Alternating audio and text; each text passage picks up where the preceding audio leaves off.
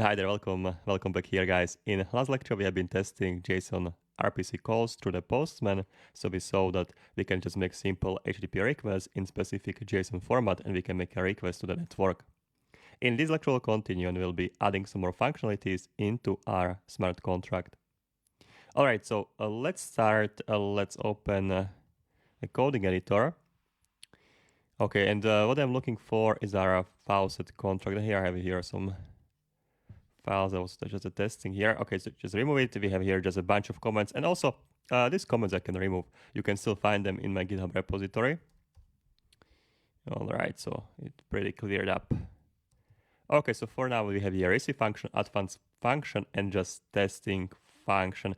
Just testing we don't need any longer. We know what's this do. Okay, so I'll remove that just testing function.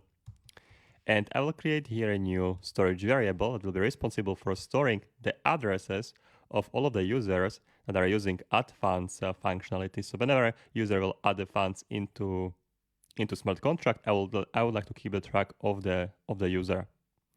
So for this, we'll use the arrays, and we'll be storing the array of addresses. In Solidity, you have a specific type called address, and address will keep the value of your address, which is a 20 byte, which has a 20 byte format. Okay, so it contains 20 bytes. This means 180 bits number. That's the address. Okay, let's do it. Let's write here under a faucet. We'll write here address type. Okay, so there's an address type, and it's an array like this. Address type array. Then it will say it will be publicly accessible. Everything on the blockchain is publicly accessible. But if we mark it as a public, it will be also compiled into ABI, so you can access it through normal interface, which is by calling donators function. Otherwise, it will be not a part of the ABI, and you need to call it as raw data. So you need to provide these hexadecimal characters in order to retrieve the information. But overall, everything is public. This public means that this will be just part of the interface. Okay, so public, how we'll call it funders. Let's call it funders because we'll have it in advanced function. Okay, and in advanced function, we'll be simply pushing new address into donators whenever the advanced will be called. So let's write here donators dot push. And now we need to get here the address of the sender. Okay, what we can retrieve here is a message. Message is a special object that holds some of the informations that are related to the transactions. Whenever your code is executed in EVM, you will get here informations about the sender of the transactions.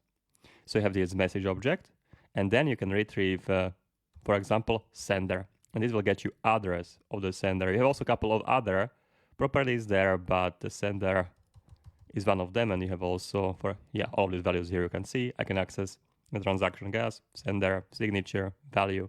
Okay, value is a value of ether sent in a transaction. It's a number of way sent in with a message. Okay, so you have this data available, and one of them is a sender. You can see it's a type of address. So we'll simply push into donators message.sender. All right, so that here a semicolon. That's important. Not the donators. We're calling it funders. Okay, funders. And now everything is fine. We can recompile, we can remigrate. So let's go here, let's shut this down. And let's remigrate. So truffle, migrate, -- reset. Okay, and then we can go to console. We can access our smart contract, and we can call add funds from different addresses, and we'll see what will happen. Okay, I'll clear it out. I'll write here truffle console. Okay, and we'll be sending transactions. Okay, so let's write here. First, we need to get an instance of our smart contract, await faucet.deployed. We have an instance add funds. We'll write here value. Okay, let's add here some value. Value is not really important right now. It can be also small value. Doesn't really matter. Well, what's important here? I'll write here from also, and I'll write here address. All right, and 0. Okay, so let's add here funds. Oh, it should be addresses. Accounts. All right, my mistake, guys. One more time, I will get it back.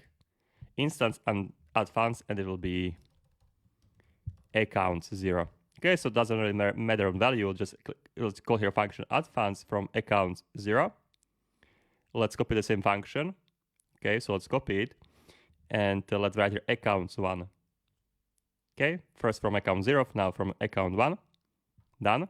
And now when you will go to your smart contract, you should see here your transactions, and here are funders, and here you have the addresses of your funders. So first starting with the F89 and second one 75D, and you can see F89 and 75D are here. So that's the accounts from where we have been sending transaction.